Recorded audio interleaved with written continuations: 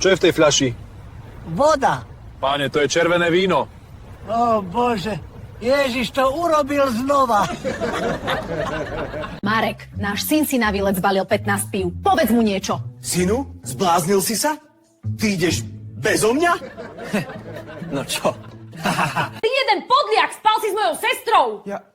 Ja som si vás pomýlil. Ako? Veď ja som brunetka a sestra je blondínka! Ale máte rovnaké priezvisko. Pani Žofia, musíte obmedziť alkohol. Pán doktor, mám 80 a vy chcete, aby som si začínala nové hobby? Vraj vás manžel podvádza so susedkou? Pane, ona má takú veľkú stodolu a ten môj má také malé kladivko, že jeho tam ani nestrčí. Jediné, čo môže, je pozerať sa. Čo si myslíte o Európskej únii? Myslím si, že únia je ako moja manželka. Akože pomáha, ale nechá ti peňaženku tenšiu a nervy v troskách. Čo by ste urobili, keby ste v lotérii vyhrali prvú cenu, jackpot?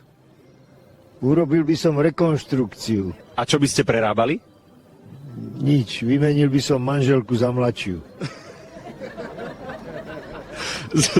Bača, čo veziete? Seno, A prečo hovoríte tak potichu? aby to kôň nepočul. Som vegetariánka s intoleranciou na laktózu na bezlepkovej diete. Čo si u vás môžem objednať? Taxík. Moje hodinky ukazujú, že nemáš kalhotky. Ale ja je mám. Aha, tak to mi jdou napřed. Pani, dajte si tie nohy k sebe. Pohoršujete ľudí naokolo, je vám vidieť až do kuchyne. To vieš, že hej, ty blbec. A muchy mi pôjdu na melón, ne? Chceli by sme si prenajať izbu na 2 minúty. Ale to je nemožné. Verte mu, naozaj je to možné.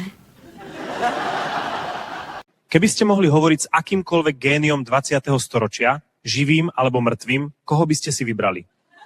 Asi živého. To je ale pekne škaredá nevesta. No dovoľte, to je moja dcéra.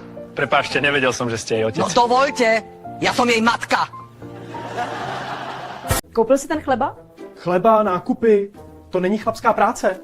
No, tak se svlíkni a pojď dělat do ložnice chlapskou práci. Ježiši, ty vůbec nerozumíš srandě, dej mi tu tašku. Veľa opitých vodičov? Toľko, že som ich už do ryti prestal spisovať. Pijem s nimi, aby som stíhal. Pán vodič, pili ste niečo? Cítim alkohol.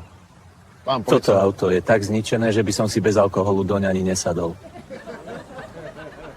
Ak si to dopozeral až sem, buď nemáš čo robiť, alebo ťa baví Faktos TV. V oboch prípadoch like, odber, zdieľaj.